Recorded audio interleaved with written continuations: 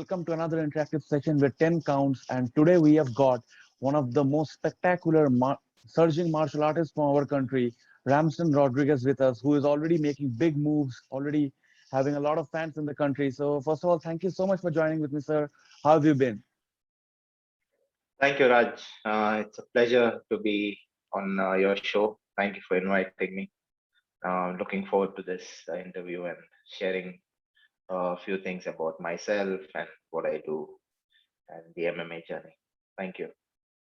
First of all, sir, you recently had a spectacular first minute knockout win at IMMAF, and it was a big win. Like you put India onto a global map. So, how did that happen, and what was the game plan going into the fight?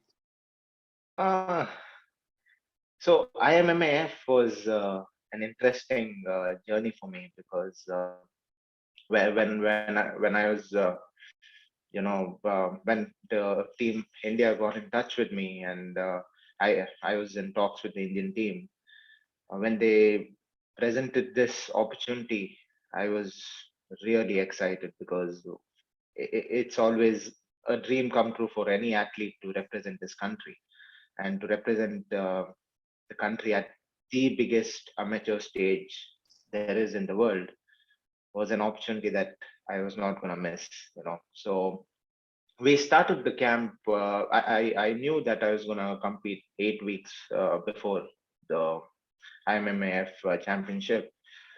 We started the camp, but the camp was not going my way. I had a lot of difficulties. 6 weeks before the camp, I was infected with a stomach infection, which I was out for a week. I was in bed for a couple of days. I was out for a week. My team was like, okay, it's fine. We'll get back to it.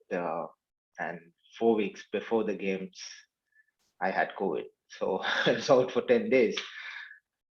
So we did what we could. The recovery process was quite hectic. But I told my team one thing. I said, if I could get out from bed, I would fight. And there was no looking back. I had signed it, and I was gonna show up. So that's what I did. And IMMAF it's just a great event, very well organized. The athletes are at top level when it comes to amateur, like all over the world, you get the best amateur athletes competing at the games. You see the level, it's way higher than what you would expect. They're almost close to becoming pros. They could become pros. Like in the words of what Coach John Kavanagh said, the gold medalist at the IMMAF could be real problems for top 15 in any of the major promotions. That's the level that IMMAF gets at the amateur level. It was a great experience. The first fight was very important for me and for the country. We had a few losses. We didn't get to a great start at the IMMAF. Just before my fights, we had a win from Sabrish, and that was a good boost. And then it was time to close the day for India, and it was closed in I think it was a good start. It was we don't plan on these things. We go however the fight goes, wherever the fight goes. If it's on the ground, if it's on wherever, we are just prepared for wherever the fight goes. And I saw the opportunity; it was there, and I had to take it. So it was a good start, I guess.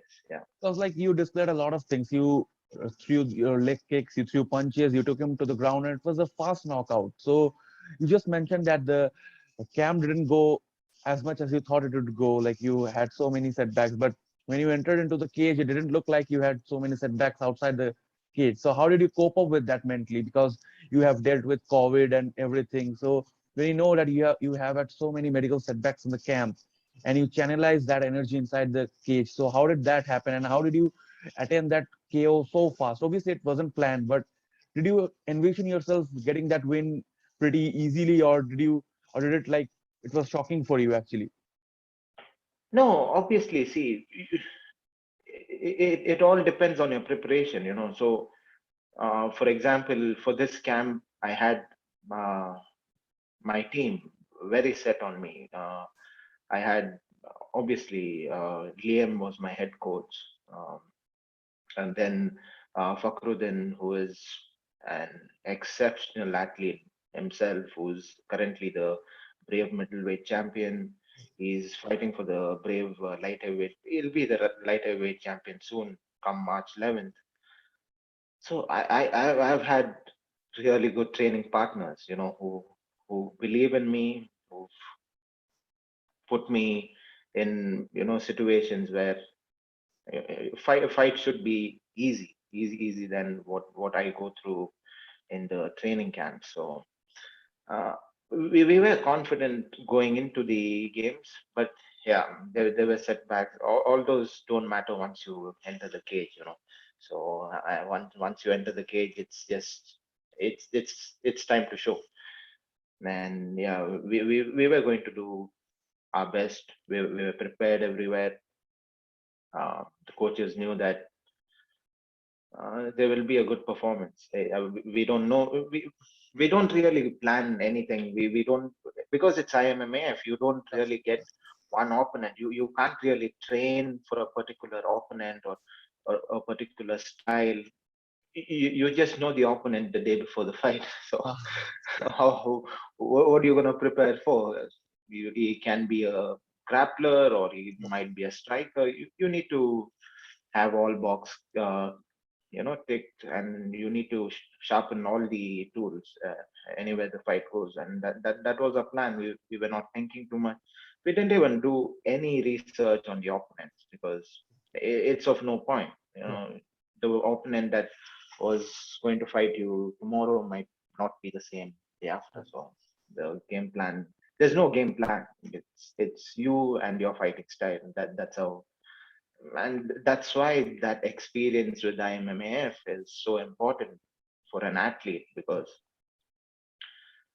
it's surprise at the end of it. You just have to believe in your skill sets more than the preparation, or preparation more than your skill set. So that's why it's something def- that an athlete should experience, in my feeling. Yeah. Now, having experienced that, you already had a great start to 2022. What does the rest of the year looks like for you? Like, what are the plans that you have on board? Ah, I try to live day to day. I like to prepare every day.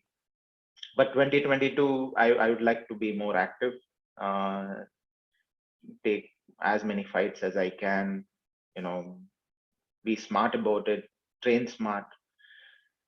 And that's it. Hope for a better year and prepare the best I can. And yeah, I would like to be more active. Let's see if there are any good fights that come along the way. We're looking for March, April, May, uh, another 8 weeks. I'll be starting my camp again soon, from Monday, trying to help a few of the fighters that are going to be fighting soon at various promotions and stuff like that. So That's it's a going to step. be an interesting year. It's going to be a lot of fights this year, so I'm excited for the year. Yeah. Like as you said that even you know that you're not getting to know about the opponent that you're about to face in IMFF. So that's the big thing. That's something even the pros don't do these days. They get to research, they get to analyze all the fighting skills, but you like took an op that's like taking a fight under the shortest notice possible.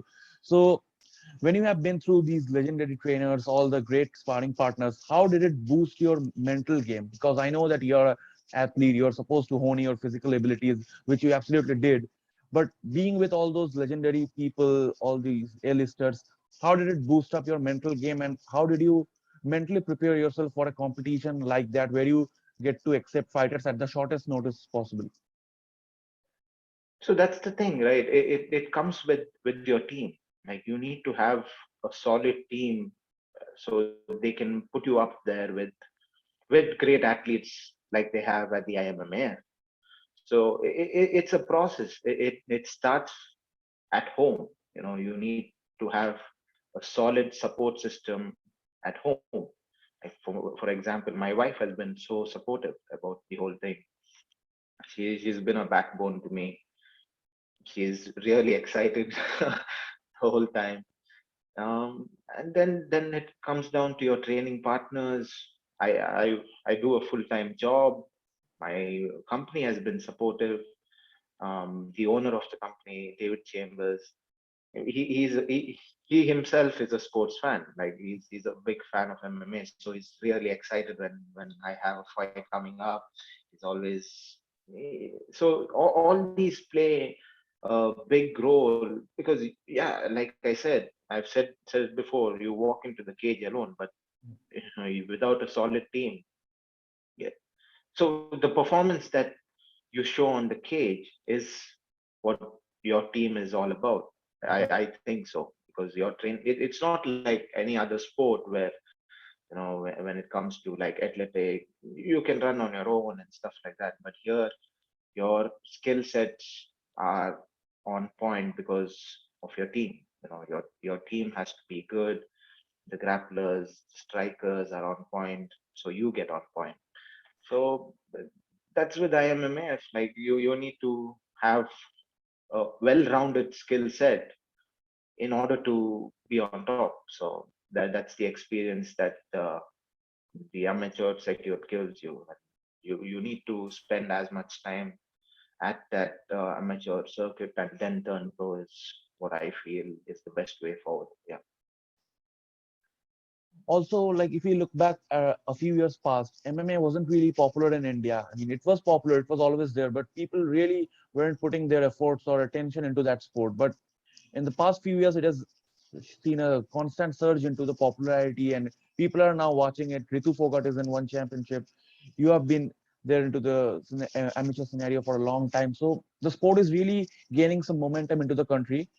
So how do you see the future of Indian MMA, like going into the global scale? Because it's still not that much popular into the global spectrum. So how do you see the future of the sport in this country? See, Indian MMA, I think, is heading towards the right directions. If you ask me about the pro circuit, I wouldn't be able to comment much on it. But at least the amateur is in the right hands with Mr. Sharif Babu, the president of Indian MMA. They have really good board members. They've been athletes themselves, so they understand what the athlete needs, and I think they're taking the sport at the right direction, where the amateurs are given importance. Now, for example, in the amateur team, there were like really good athletes too. Yeah, uh, and good performance at the IMMAF. We had losses, we had wins, but overall, if you see the Indian team, we performed well. We were there up to the mark. In terms of pro, I think what India lacks is international exposure. I see Indians fighting Indians. That's good, but I would like to see more international fights, Indian fighting international guys, and that's what will determine where we stand. We just fight inside the country. It's just going to be an Indian show. So I hope like Ritu is doing well. She's fighting international fighters. She's showing so much like she's showing what Indians are made of, and that's at the international stage, and that's what we need. Now we need fighters, Indian fighters fighting international talent, showing that we have the skill set. You can train in India, it's absolutely fine, but competing at an international stage is what is required for Indian athletes, is what I feel, and that will be the future. That will determine us. That will put us on the map with other fighters around the world. Yeah, that's where I see a bit of lacking, but it'll come. Over the years, Indians are going to be fighting internationally. We're going to make a, a good name for ourselves. Yeah.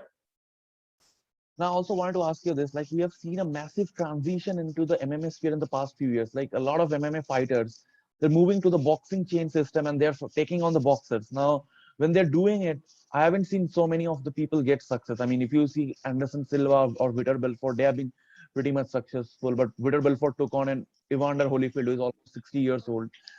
But MMA fighters are getting into the boxing ring very frequently and they are getting exposed badly. I mean, Jake Paul just knocked out Tyron Woodley. So it was really sad for me to see as a fight fan. But there's also the other side of the story is that Tyron Woodley spun the biggest paycheck of his career when he fought Jake Paul. So being a fighter, how do you see it? Like, is it fair for MMA fighters to go into the boxing chain system and challenge them just for the money, or do you feel that it's good for the sake of the sport and since it's bringing new fans? See, see, everyone has their own opinions and they have their own life choices that they make. At the end of it, I feel it's an experience. So if and these are retired fighters that are fighting in the boxing ring. So I don't know, maybe it's financial situation that's getting them to box, or I don't know what it is, but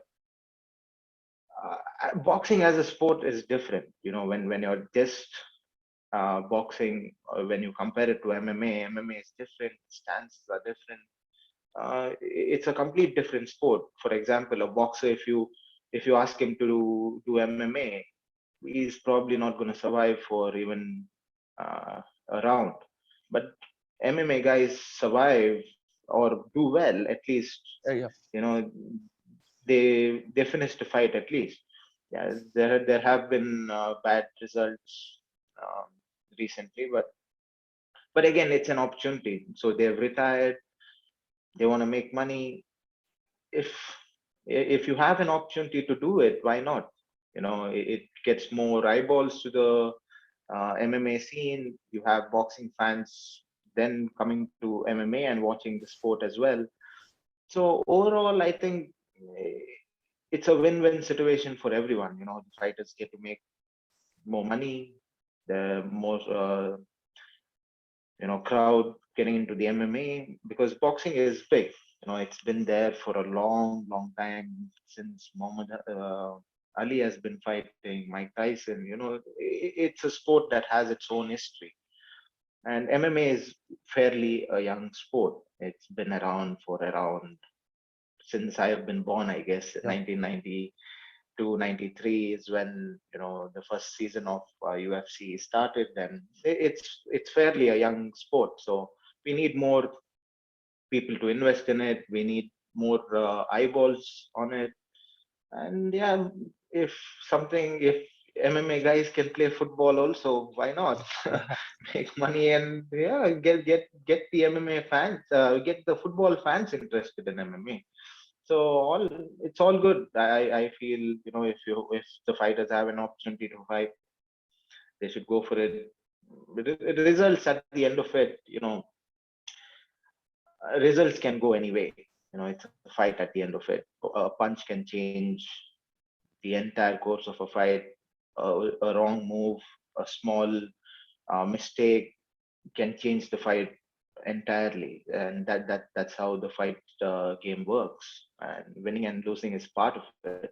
You win, you learn, you just move forward. But if you have an opportunity, it's up to you to take it. And yeah, I think you should take it. So it's good for everyone.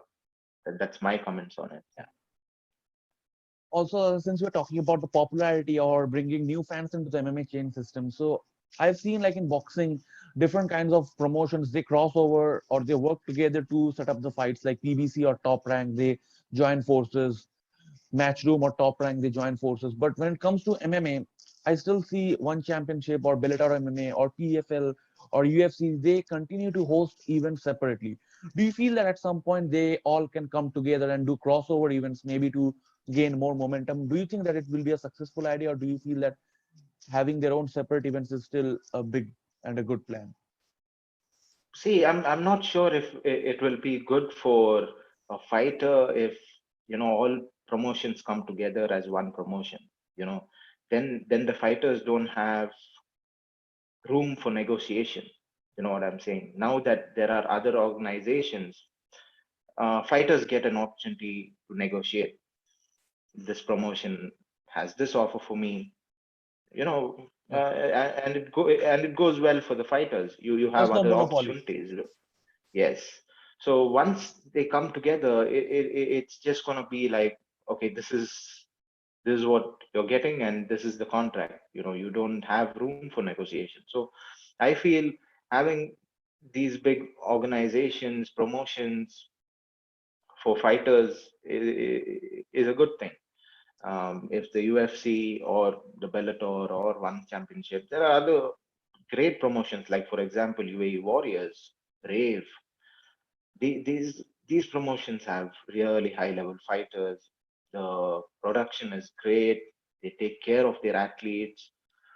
So there are good promotions coming up, so which is good for the athletes. Instead of, yeah, you would like to see a few fights from each promotions, maybe a crossover, just for a super fight kind of thing, to see who actually is the best. But again, having different organizations or promotions is good for the athlete. It's good for the sport. We get to see a lot more content, and yeah, I think that's the right way. You need more promotions, more fights, so that the fighters get better pay, uh, and have more opportunities, in the fight scene. Yeah. So that's enough talk of about combat. I just wanted to know that apart from combat, how your life is, what revolves around your life, and if there was no, like, obviously you're an enthusiastic martial artist, but if there is no mixed martial art, what do you do in your free time and how do you spend your time? Uh, See, I live a very normal, basic life. I'm so yeah, I have a full-time job, which I'm heavily invested in, and then I have a passion. So, and yeah, it's fairly simple. You don't really get time to do a lot, because martial arts takes a lot of time. So if you want to do martial arts, you have to invest in it. So a lot of family time and a lot of friend time, all those goes out of the window. You don't get to really spend. I try to spend as much time as I can. I try to give time for my wife, and you know try to do some things, or go out and stuff like that. But otherwise, we are quite packed with day-to-day work and training and recoveries and stuff like that. So you can say we live quite a boring life. Other than No. that, we try to make it a bit interesting for us. Whenever we have some time off, we try to go on. I like to go scuba diving, so that's something that I do once a month at least. And then I do like climbing as well, so we do rock climbing sometimes, which works in my favor. Get some upper body strength as well. But yeah, all in all, just a basic life. I live a simple life. Try to train as much as I can. Try to do my job as good as I can. And yeah, that's about it. That's my life. Very simple. I don't have any interesting things to say. No. I wish I did. I think mixed martial art So is yeah. itself such an interesting thing, and you're grabbing attention. That's really interesting.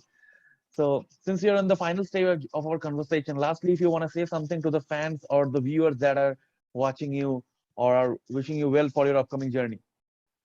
Uh, Raj, I don't think I have a lot of fans right now, but I will one day. But what I would like to say is, I live for experiences. Other things don't matter. So I like representing India was an experience that it's a experience of a lifetime, and I'm so grateful that I could do that. And I'm looking forward to such experiences.